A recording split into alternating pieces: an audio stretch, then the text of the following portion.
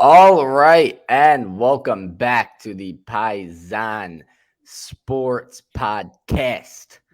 I feel like lately I've been finding a different way, a different cadence of saying it. I wasn't a fan of that one. I've had better ones than that.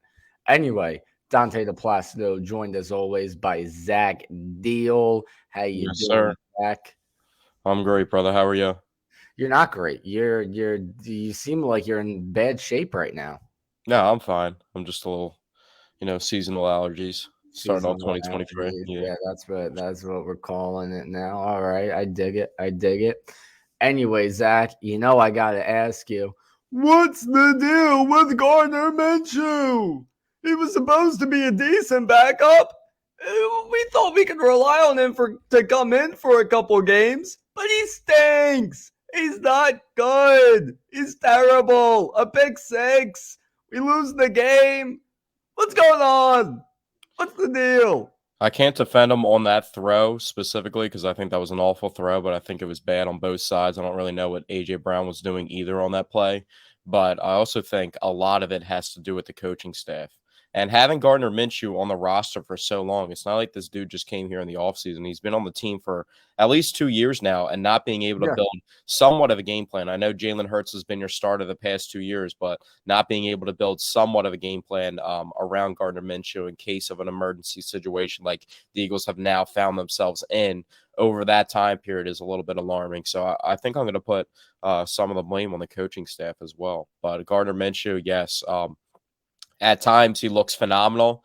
I wouldn't say phenomenal. At I times, would, yeah, very he never looked serviceable, very, phenomenal. very serviceable. Makes some Yeah, good he throws. looks serviceable at times. He makes some Phenomenal. he makes some very, very good throws at times, and then other throws are just completely out of whack, and they're usually high when they're out of whack, so they have a lot of risk of being turned over because he's sailing the ball, and there if it's zone defense, there's usually defenders behind that throw that can make plays on the ball. Kind of like we saw in the Cowboys game where guys were just jumping in front of Quez Watkins and making picks. And a couple throws in this game, he got bailed out a couple times because of the level of talent that the Eagles receiving core has. But at the end of the day, the inconsistency from Gardner Minshew and how steady and consistent Jalen Hurts was, whether he had to use his legs in games or had to use his arm in games. It's just the huge difference between the Eagles right now. And their defense isn't playing well. But if we're talking offensively, Well, it's just I, the I thought the defense had a inconsistency. I thought the defense had a poor first half for sure, but they looked really good in the second half. I I wouldn't don't say think really good. I mean, they're they running didn't like the give up same any dinky. points, did they? I don't think they gave up any points in the second half because I'm pretty sure if I remember, I think New Orleans had 13 points going into the second half. Maybe they had 10. So maybe we held them to 3 points, but then the other 7 points, those came from the pick Yeah, it six. was 13-0 at And half. not only that, the defense racked up a lot of sacks in the second half. There were also multiple times where they got good field position thanks to the offense playing poorly, and the defense just stopped them right where they were. I thought the defense played a phenomenal second half, and that goes back to the point I've made multiple times on this podcast where I think it's because, when you have so many guys rotating in and out of that D line, then by the time you get to the second half, especially by the time you get to the fourth quarter, then those guys on the D line, they're well rested, and the O line is pretty gassed from being out there the whole game, so it gives them a major advantage. So I think that's why you see the defense really stepping up in the second half and overcoming some shoddy play calling from Jonathan Gannon. But and the other thing with Gardner Minshew is a inconsistent, definitely, but I think he's more bad than good.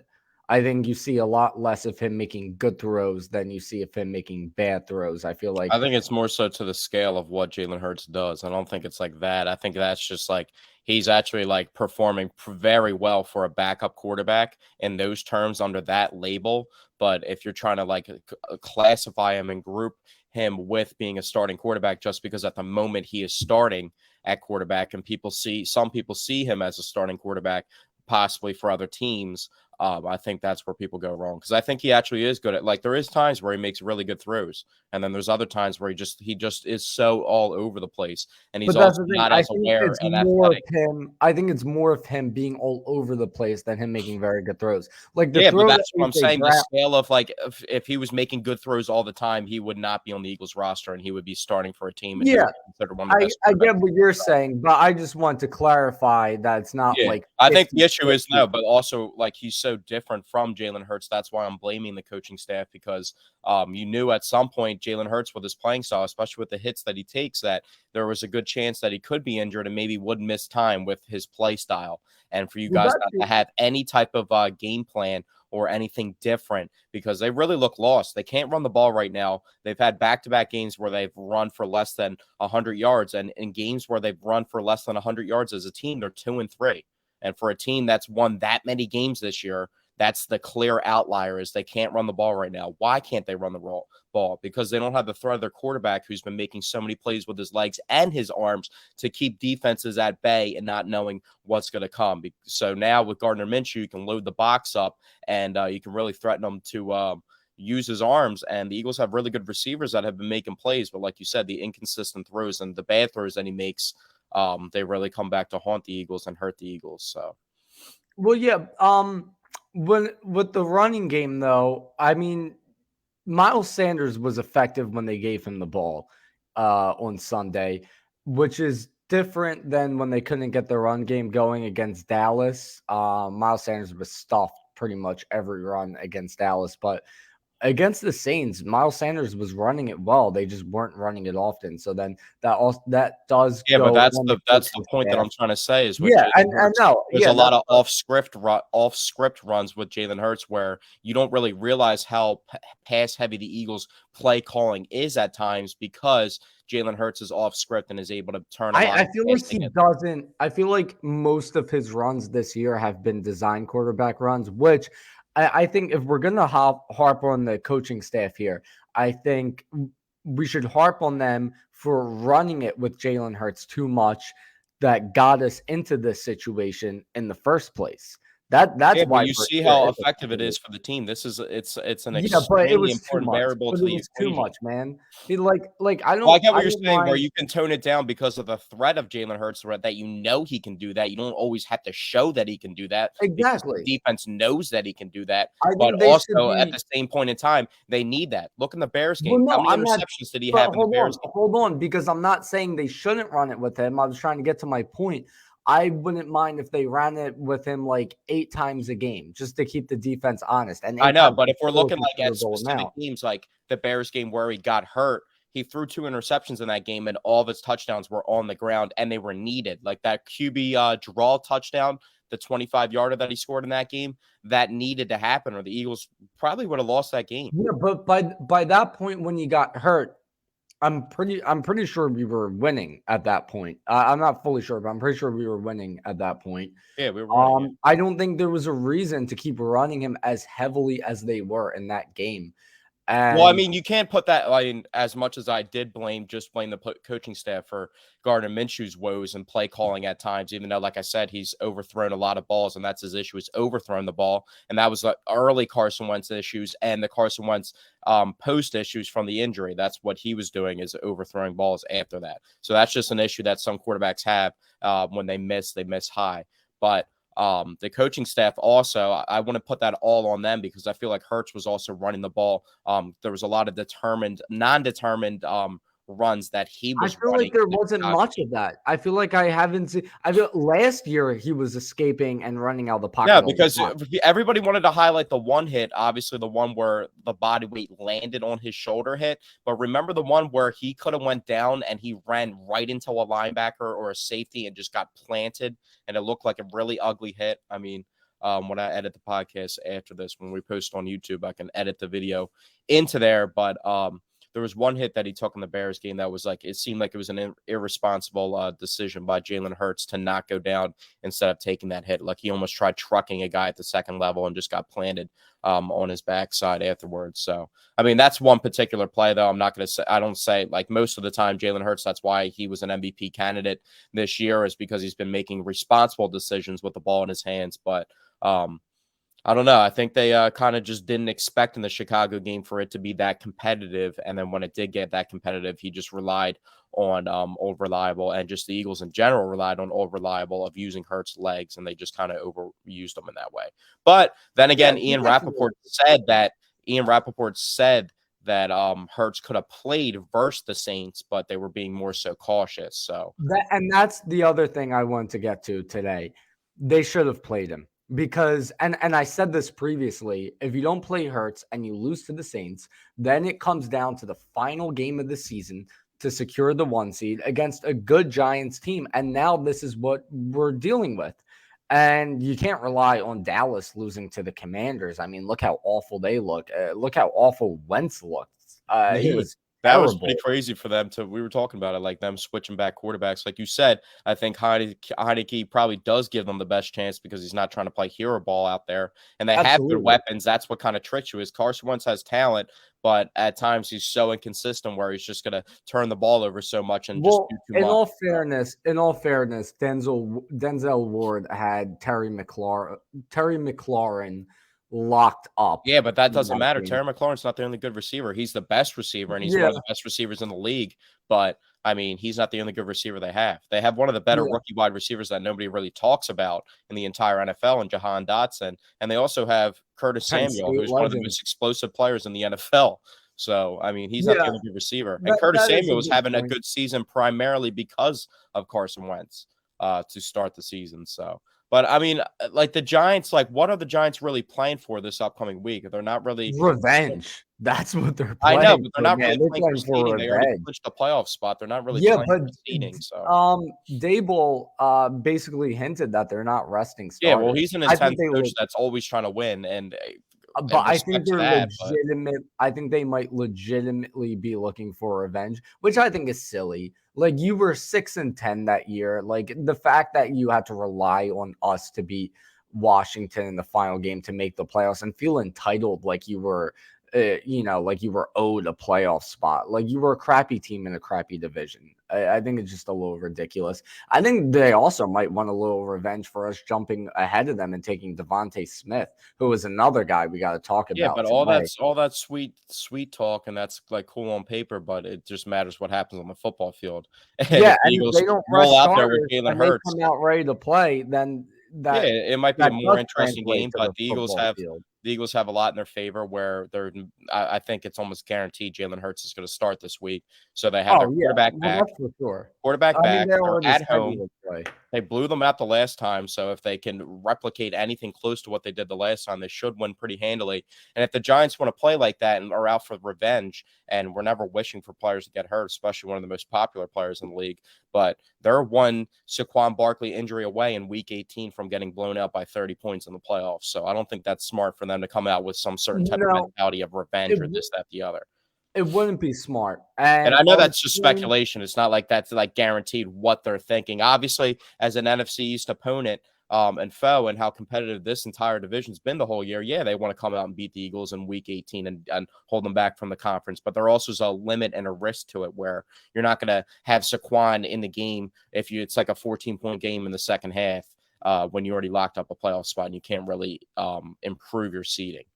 well, That's here's what what sucks though, is like not to cut you off, but last thing is that's what sucks though, is because you have the Bucks there at 8-8, and the Giants have a better record by like a game and a half, and they can't improve their seeding just based off of one division being completely horrible in the format of the playoffs. So yeah, but here's what I believe separates the Eagles from other teams is let's say Jalen Hurts was pretty much good to go against the Cowboys. I think there's a chance he might have been, but definitely not. I think he was good to go against the Yeah, Cowboys. I think they were being and extra here's cautious. what, yeah, and here's what separates us from other teams is some coaches would have thought, okay, Hurts, he's good enough to play.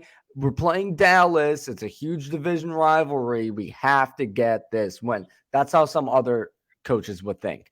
But there's a bigger picture than that. The bigger picture is keeping Hurts healthy and winning a Super Bowl. Who cares about the 100%. rivalry? And I We think that's a already bigger beat them flex all. on Dallas is to not play them in that game and be like, we're not worried about you. You know what I Yeah, mean? Even though Dallas exactly. plays well, they're one of the best teams in the conference. And I'm not saying the Eagles aren't worried about them, but to show that like we're not going to play Hurts in this game just because everybody's saying that we should play him. Like we're going to do what we think is best as an organization, and everybody in the locker room seems like Yeah, they're because ready and there's have the bigger vibe to win fish a to fry. championship. So Because there's bigger fish to fry. But however, I completely disagree with not playing him against New Orleans because and the other thing, like I mentioned before, is the game against New York. It's not a lock because you're without Lane Johnson now. You're without Avonte Maddox now. Now you're without Josh Sweat as well. So the team's pretty banged up. It's still yeah, not going to be an easy win, even with Hurts back. But I can tell you right now, against the Saints with Hurts, it would have been an easy win. yeah. So you could have just locked up the 1 seed, rested Hurts the following week, and gone into the playoffs healthy. I think the However, whole time along the way, though, they wanted to play Hurts week 18 just so that he didn't have that long layoff going into the playoffs. And now it kind of might low key benefit the Eagles in a way to play him in week 18 because it's but a that's only if competitive they game where win. But that's only if they win. If they I lose, know, which but if is they a win, but if they, colossal F I up know, if but they with you lose. saying that if they win, if they have If Jalen they Hurts, win, yes, I they would say it should worked win the out for the game. Like, and best. you shouldn't be worried about the game if Jalen Hurts is playing. I still am because I like I made the case for last week when Lane Johnson's out. This team has just Well, that's never also been like nearly as what people good. aren't really talking about either is like, yeah, like you said, Lane Johnson is very important to the team and just the history of Lane Johnson since he's been drafted 4th overall. He's been very important. And when he's missed time, it's been crucial to the Eagles. But this year specific, the Eagles have been struggling even back to the Bears game itself, just during that game in itself. You know what I mean? When Hurts got hurt, even before Hurts got hurt, they were struggling in that game and a game I that they don't. should have handily beat a team. You know what I mean? So it's Yeah, not just but the like weather was a Hurts got. major factor in that game. The weather was a major I factor know, in that but that's game. I'm not the going to talk weather. That's about it. both teams are playing with the weather. Chicago's at home, and it is what it is. That's an advantage to But them. that's it. But We're not that's going the to have stuff to that play happens in in the that playoffs. environment for the rest of the playoffs. You have the remainder. If we beat the Giants, then the remainder of your games are in Philly, and then And it's the bad weather Super in Bowl. Philadelphia. Like, It's not like that, but it's not okay, like it that. could be close to that. I mean, we've No, had and what? here's why. Here's why it can't be close to that. What factors into the weather being so bad in Chicago during that game is because Soldier Field is right on I'm pretty sure Lake Michigan. And that massive lake creates an awful weather situation. It creates higher winds, colder temperatures. Like Okay, it so feels a lot colder than it really is. let me ask you this: what would your excuse have been if the Eagles played at home on Christmas Eve when it was 15 degrees and it was absolutely disgusting in Philadelphia on Christmas But Eve, the day that's that the they thing. played Dallas in Dallas? But that's what I'm trying to get to. It just being very cold in Philadelphia does not compare to the weather conditions in Chicago because of the lake. You're getting much higher winds. You're getting, even though let's say it's 15 degrees in Chicago, with the lake it feels a lot colder than Okay, it's cold 15 degrees. regardless. I understand what you're saying. It's definitely it's. I'm not saying it's And as I think cold it in was Philadelphia, wasn't but it like raining a bit too? I think it might have been, but I know there was definitely really high winds as well. 15 degrees in Philly is nothing comparable to 15 degrees in okay, Chicago. cool. Well, I mean, yeah, I agree And with you. likely it's not going to be 15 degrees at any point in the playoffs. I Okay, mean, well, next year the Packers, say the Packers have the 1 seed in the NFC, and the Eagles have to go through the Packers, and you have to go play in Green Bay. You're gonna have to go play in those weather we're conditions. not Say the I'm Chicago not Bears worried get about really next good. year. I'm worried about this year. I'm worried about this year. Okay, And I so I know don't even this know what year you're. I don't even really know what you're arguing. I really don't know what you're. what I'm saying is I'm not worried about how they played in Chicago because they're not going to have to deal with that type of weather for the rest of the season. I think Granted, that's a really, really, really dumb argument because it's just like weather conditions could. That's just a part of the game. Weather conditions are yes, just what it but they're is. not going to have to deal with that this year. That's what I'm Okay. saying. Well, at any time that it could arise as an issue at any part of any But season. So not for the rest of the season. That's what I'm saying. So I'm not worried I about don't it agree this with that statement year. either. Like it could be I'm a not worried about horrible. this year. I'm worried about this season. And we're Okay, not going well, to I have to don't deal with agree with that that again. statement, regardless of that even being a thing. We're talking about the weather way too much and getting way into depth in it. But if the Eagles secure the 1 seed that Saturday or Sunday that they play the second round game in, that would be their first game of the playoffs. It could be 14 degrees out and snowing.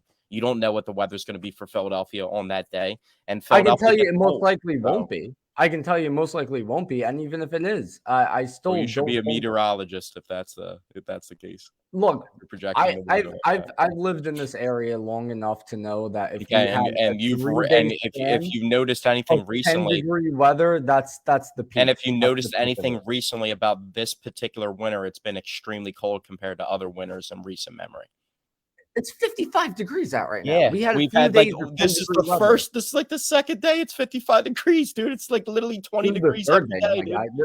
This is the third day of 55 degrees. All right, dude. Whatever. It's the weather. So we're talking about the Eagles though. I completely forgot. Yeah, but they were struggling back like 3 games like before that, and they obviously struggled in the Eagles game or the Cowboys game without Gardner Minshew, and they struggled in week 17 as Well, well. the So they defense need struggled in that game, but that was a lot of that was the defense struggled Josiah yesterday as well. Scott So the in the defense first half. struggled yesterday, regardless. I mean, I think just they struggled overall. They played better in the second half, but I don't see how you don't think they played phenomenally in the second I half. I wouldn't mean, say they phenomenal. If phenomenal is you win the game. Like you can't. There should be no well, performance when in the there except for offense plays phenomenal. that bad, it doesn't matter how well the defense But the is. biggest thing that was important about the game was their defense did play well and they overcame an injury like Josh Sweat getting hurt. You know what I mean? So it seems like that injury, even though he tweeted out specifically that thank everybody for the prayers and I'll be back this season. Hopefully, they can lock up the number 1 seed so he can have an extra week to get healthy and they can get him back for the playoffs. But I it seems like I the defensive I line's not didn't really going to interpret suffer that without him. tweet. I didn't interpret that tweet as he'll be back at the start of the playoffs just because of the fact he had to be carted off. I think maybe that tweet meant if we make it to the Super Bowl, then by I mean, then well, yeah, we'll be we'll ready see to what come happens back. down the line. It was But definitely a scary hit in the moment. It didn't look good. yeah, And the thing was, the second that I saw it, because I was like staring at him on the play because he was filling the hole in the gap. And the second that I saw Linval Joseph land on his neck worthy, I was like, yo, that did not look good. And then to see him only pound one side of his hand, laying face down on the turf and being down for like 10 minutes, 2 different or 3 different commercial breaks, you're like, damn, this is pretty serious. So shout and out to you Josh. know what? Healthy. With that, I'm going to transition into my meatball of the week. Now, my meatball of the week this week, it's a little different. Usually it's something wacky, something goofy, like a fan missing a home run ball that would have been worth a lot of money. But this is something I consider serious. And it really upset me when I saw this crap. And that's am I saying his name right? The guy for the Giants, Kevon Thibodeau? Thibodeau. Yeah, Thibodeau. Yeah, Kevon Thibodeau. He injured Nick Foles, and then while Nick Foles is on the ground, seemingly having a seizure, he's right next to him doing snow angels as a sack celebration. And a lot of people watched and thought, oh, he didn't notice that Nick Foles was hurt. Nick Foles was literally right next to him, literally having a seizure. And at one point, he even turns and looks at Foles and keeps doing it. And if that's not enough, then when he goes to the sideline, he does the go to sleep celebration, literally celebrating, seriously injuring another player. It's just sickening. It's disgusting. Kevon Thibodeau, you're my meatball of the week. I think that's a bit of an overreaction, but I was just watching the You don't Justin think Fields. while somebody's having a seizure, I think he and had somebody's I next, think he had absolutely no clue that was transpiring. he looked. Foles was literally like 3 inches next I to think him. you're reacting in this type of way, defending Nick Foles because it's Nick Foles, even though it is a major situation. It is not correct. I'm not because advocating for it, but I you don't think know he how knew. I feel about serious injuries. I once went on a rant about Tua Yeah, no, Tagovailoa I and hate how they serious put him injuries back too, in and I that just game. don't think that he knew that happened. He That's literally all. looked right at him. He was right next to him. It And then doesn't. You could how even. how is him doing the celebration on the sidelines after that not enough evidence that he knew it was happening? I mean, that could just be a misinterpretation. That's Oh, just like come what always on. happens in the media. Come on. That's your side of it. I mean, I haven't really looked too much into it, but Well, then look more into it, and you'll see. He knew I it don't was know. going I think if to that be. happened to another quarterback, that wouldn't be your meatball of the week, though. No, it would. It would because The one thing is, Nick Foles was, because I saw the video and I had I saw him rolling around on the ground afterwards, and you saying that was a seizure was the first time that I've even knew that was a thing. I don't know for Right sure. now, 30 Other seconds people ago. were saying it was a seizure. I don't know for sure if it was, I but don't think he it was was a seizure. I literally think that's the twitching. issue, dude. He was literally twitching on his back Yeah, like I this. think he was just really had a He very bad he abdomen was injury. very seriously hurt, and that's just messed up. And he definitely just watch it back again, and then I come back watched it to me. back and I saw him hurt on the ground. I was like, damn, he looks like he's in a lot of pain, but not one time in my brain did I think and register the thought of him actually having a seizure during that. And if he was, then that's No, horrible. I'm not saying watch it again to see that. Because I'm saying I don't definitely know if it was a seizure, but I'm saying Yeah, watch it it's not. again and see So that's what I'm Thibodeau. saying. You just But hold on. Watch it again and see Thibodeau turn and look at him and then keep celebrating, because that's what happened. I remember that's what I brought up. I just watched the Justin Fields. Remember when he got hurt in the playoff game at Ohio State, and then he went back in, and I remember watching, I think it was versus Clemson, the defensive back celebrating, stared at him, saw him on the ground injured, made eye contact with him, clear as day, and then celebrated even more, and then That's made a basically gesture, what which was happened. That's yeah, basically that what was happened. because that's why I was comparing it to that situation, because that was clear as day. That was literally clear as day, that one. But another thing that I wanted to bring up about the Eagles so everybody was talking about them being really close to having 4 guys with 10 plus sacks. They ended up getting that. And not only of those 4 guys that got 10 plus sacks, all 4 of those guys, and Josh Sweat, Jamon Hargrave, Hassan Reddick, and Brandon Graham, have all had career high in sacks this season. So that's what the And most this is impressive part is. BG's for this is also the first double sack season for Brandon Graham And Josh and Sweat. for Josh Sweat. And And Javon Hargrave. not only that, this is now the 3rd straight game for Hassan Reddick with 2 sacks. 3 straight games with 2 sacks. And now 1, 2, 3, 4, 5, 6, 7, 8. 8 games with at least a half a sack, and only one of those games only being a half a sack. So he is absolutely on fire right now. 16 total sacks on the season. At this point, he has to be in the Defensive Player of the Year conversation. Yeah, I think he deserves to have his name in there. I want to give it to him directly, but I think But deserves to he have definitely, he definitely deserves to Oh, have you his know name who in else is on fire conversation. recently? The past 2 Devontae Smith. quarterbacks that have played the Eagles, where they're completing 77% of their passes or more. So yesterday was That's a 18 of little 22. alarming, but hopefully we get back CJ Gardner-Johnson. Yeah, the players that are out there now aren't it. Even though there's Josiah Scott got an interception the other day, it was pretty acrobatic. Other than that, the secondary did not play well by any means.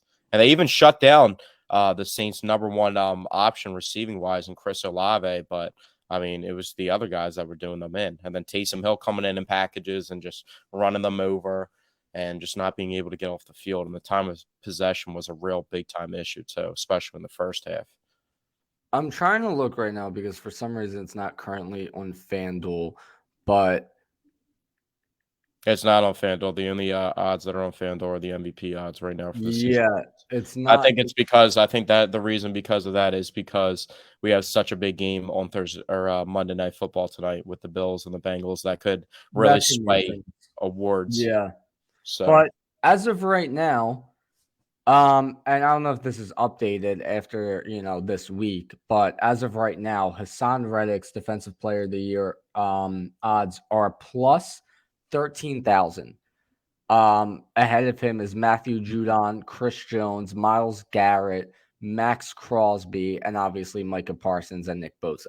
I think it definitely should be Nick Bosa. I'm not going to make the case it should be Hassan Reddick. I'm just saying I think Hassan Reddick yeah, deserves he definitely deserves the recognition of being in the prospects of winning it, because he's definitely had that type of year, especially And coming over as a free agent as well. and And not really only just that, showing the uptick of what they can do, because last year they were not good.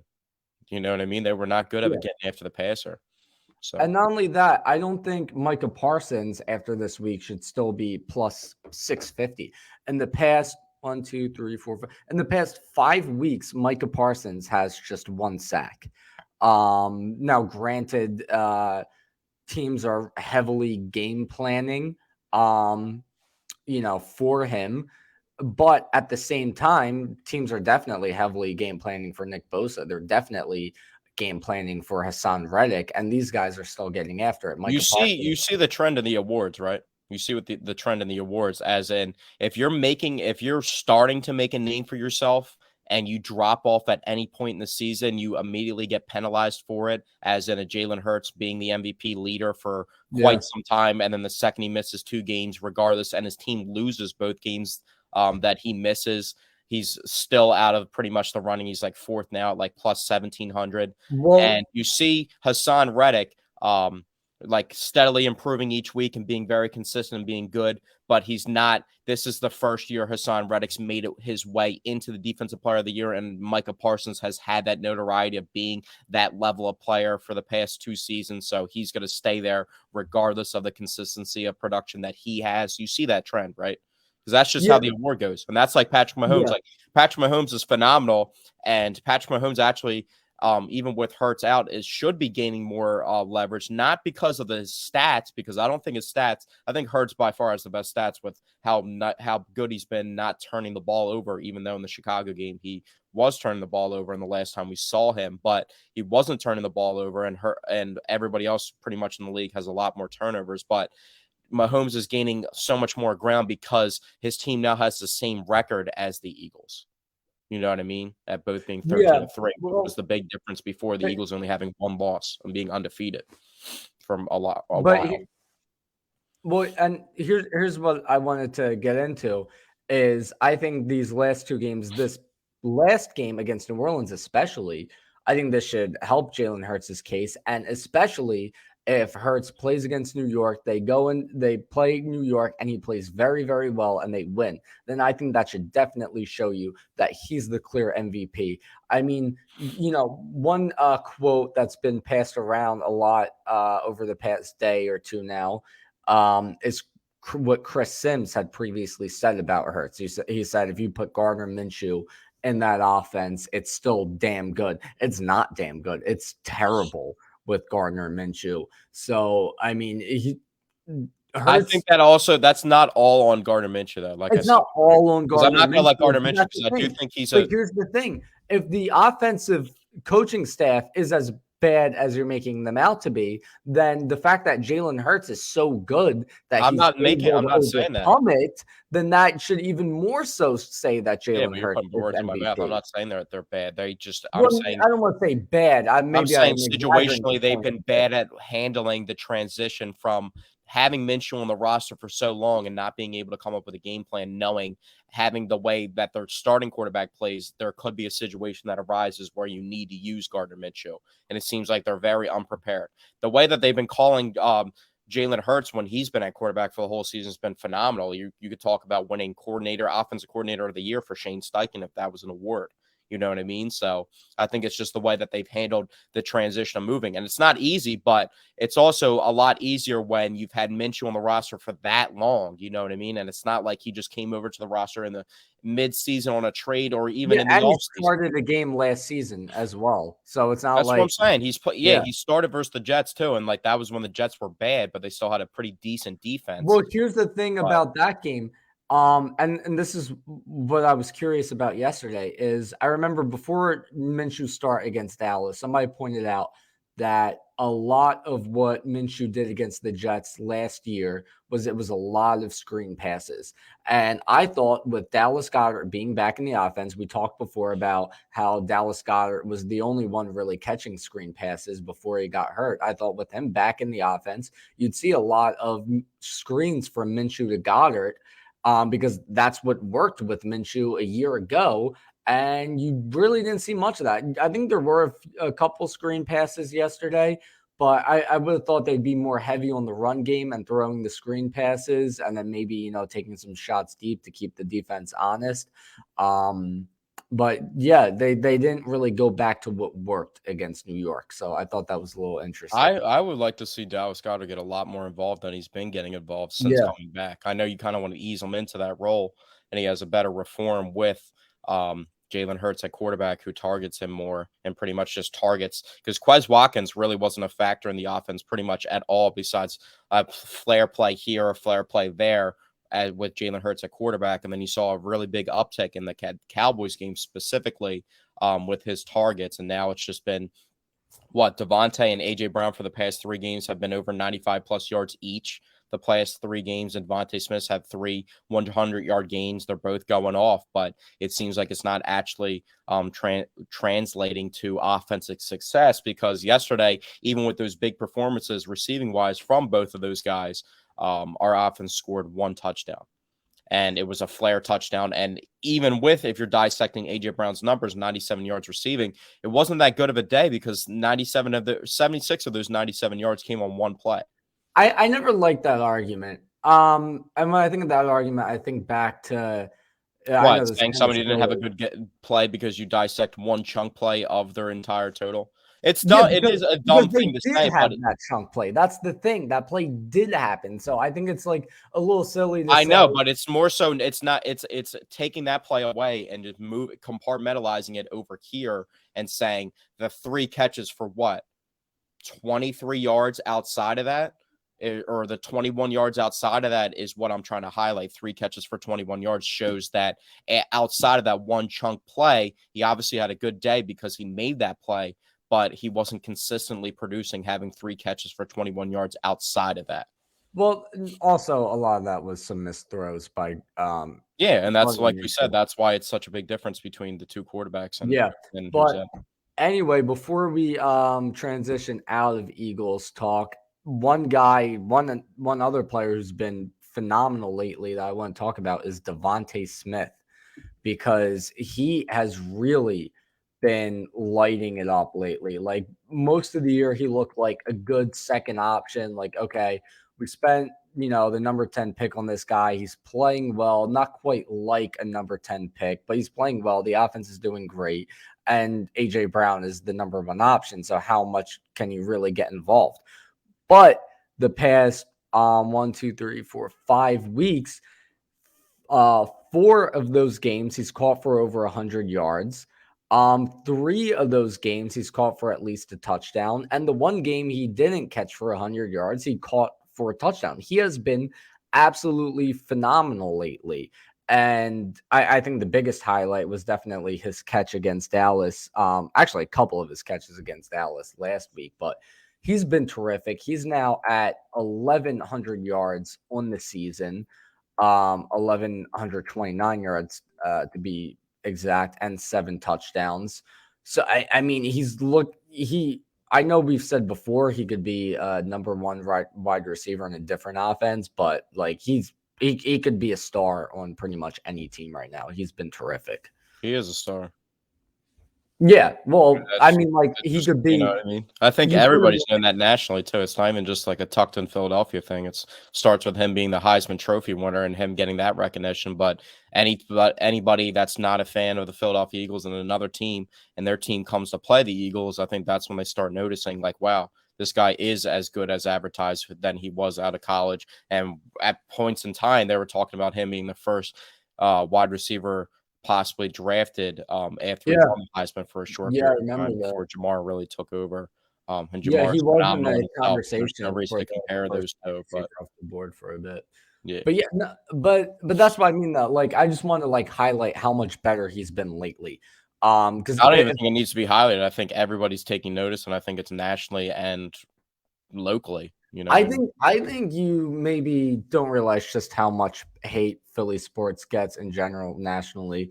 I mean, he's not a person that's easily to be hated, though. You know what I mean? Oh wait, we have an update from 48 minutes ago. Jalen Hurts is expected to return this week versus the Giants, per Ian Rappaport.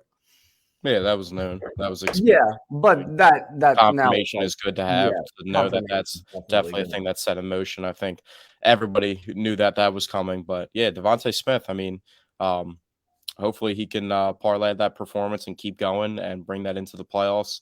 I mean, I felt like opportunities last year, like people really don't realize his season last year was actually so good compared to him being literally the only threat that was out there on offense. Like even That's a very good point. Dallas Goddard is made into such better of a player. Not saying he's not talented, but he's so much better of a player when he has weapons around him as well. And what they were putting out at wide receiver around Devontae Smith was so atrocious last year that people take it for granted that he still went for almost 1,000 yards last season. And like you said, he could do this on any team in the NFL. And it's just crazy to see somebody that slim with that body type That's a be Slim able to make Reaper. those type of plays.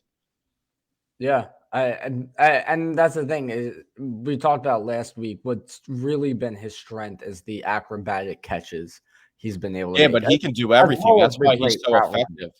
Him Yeah, and I mean, AJ Brown like doesn't get credit for being able to run deep routes. It's like people aren't noticing like a lot of the AJ Brown big touchdown and double digit touchdown games and everything were just like constant deep routes just getting thrown and him just mossing and just I beating up think on people. And no one's really recognizing that. I They're just think the saying, "Oh, reason he's really good why at short I routes, this, that, the other." But you got to take recognition that the Eagles are so good outside because both of their receivers can do pretty much everything.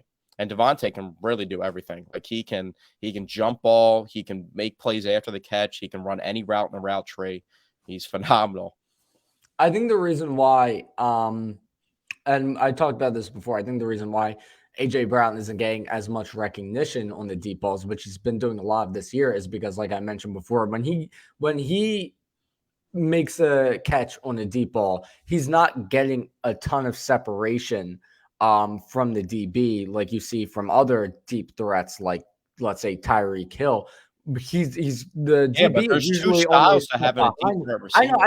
I know, I know. Just let me finish. He's usually the DB is usually like a step behind him, but what makes him so effective in the deep ball, which is a different style, is that he's just going to go up and get it every single time. Yeah. And So in traffic.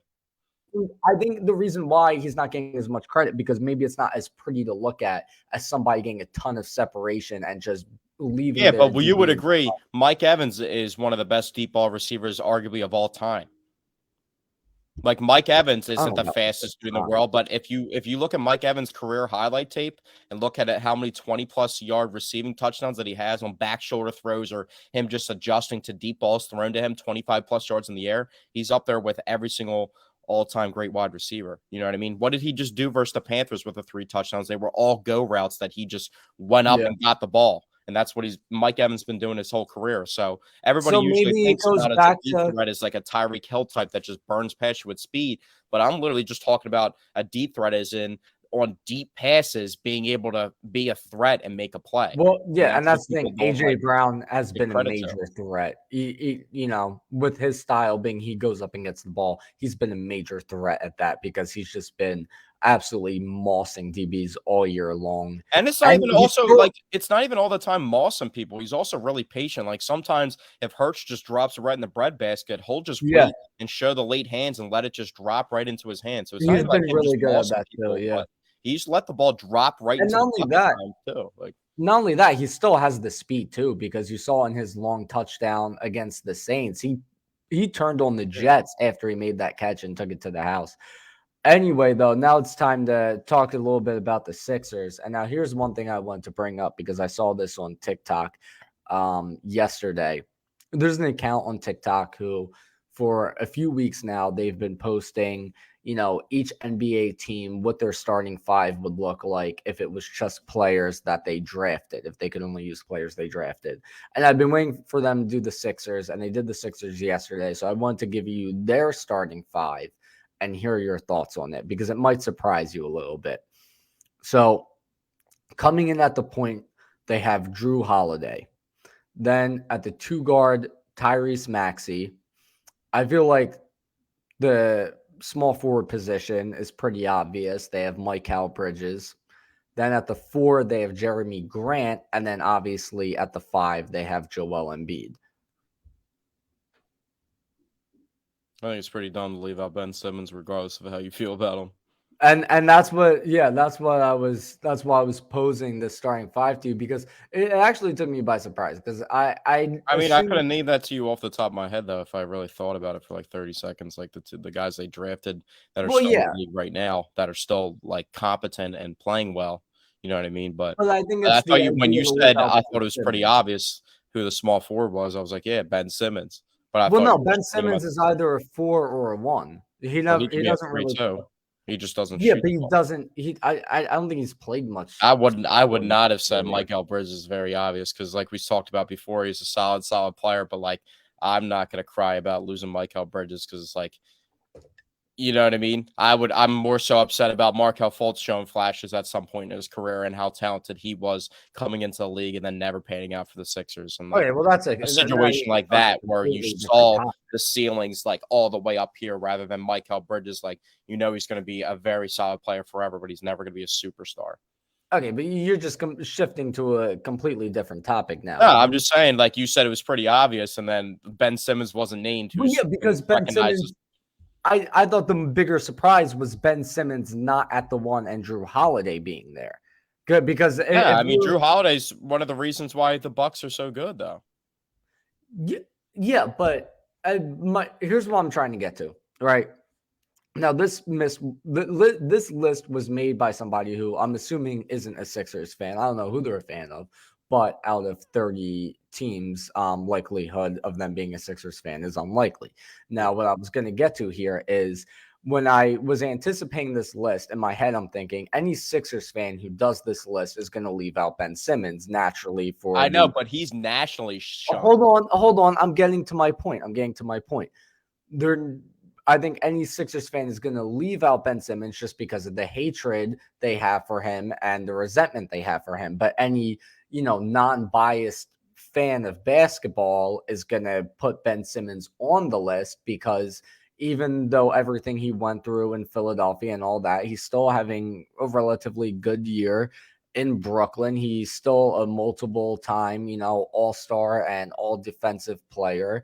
So, I figured somebody who's not a Sixers fan would put him on the list. So the fact that somebody who I'm assuming isn't a Sixers fan left Ben Simmons out of the list, A, I was like, I respect this guy more now. And B, I was a little surprised by that. I mean, I would put Why does that like trigger to your brain that you respect this guy more now? So since he's because no I longer, also have a lot of hatred and resentment I towards know, Ben but that's Simmons. also like acknowledging that he's irrationally discussing this topic. You know what I mean? He's But irrationally but doing it. and then here's the final point I was gonna get to is if you're gonna say Drew Holiday over Ben Simmons, I can definitely understand that. I'm not gonna argue too much against that.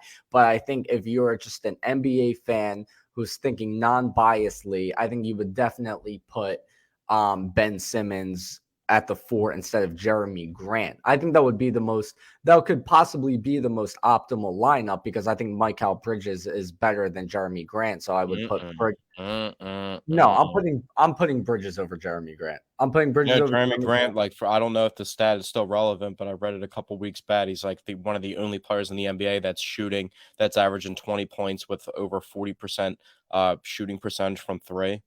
I mean, Michael Bridges is a good role player, like a very solid role player, and depends. Like you would take Michael Bridges in certain situations, maybe over Jeremy Grant, but the ceiling of Jeremy Grant, he's a better player, better overall player, guaranteed. Michael Bridges is like I a don't better think he has a better specialist, but ceiling than I don't think he has a better ceiling than Bridges. Michael Bridges is what he is, dude. What do you mean? He's like 25 years old. He is what he is. He's playing. Yeah, He's and gonna play how the old same is role. Jeremy Grant? Jeremy Grant's older. He's like 27, 28, but he's So how are you literally making the argument he has the higher ceiling? because he was brought in as I'm not because he's already better. He's already like declared better. He's already a better player. I He's already shown completely more. I don't think he has. I mean, he put up big numbers when he was on, a losing team. And now that he's more so now that he's on a relatively good team in his current role, obviously he's not putting up the same amount of point production. But then you look at Mikal Bridges, who's putting up more production on, a better squad. And he's been doing it consistently the past few years while also playing great defense and shooting a higher percentage from three. I think Mikal Bridges is the clear You better just player of bypassed the what I two. just said. You just heard that I said that I just told you the stat about Jeremy Grant being one of the only players in the NBA to average 20 plus points and shoot 40% from deep. He's like one of two He's or not three players. he's not shooting that from deep right now. He was. That was relevant. What is he shooting right now? Like 38% or something, I think 39%? if I check again, I think he's down to He's down at 36%, which is league average. So I'm not gonna, you know, play the bagpipes for him. I don't know where you're getting those numbers from, my guy. He's literally shooting 44%. I Am I don't know. looking at his career Yeah, 3-point you're percent? looking at something entirely different, brother. He's shooting 44% from three right now on 22 points per game. He's clearly a better player than Michael Bridges. Night and day.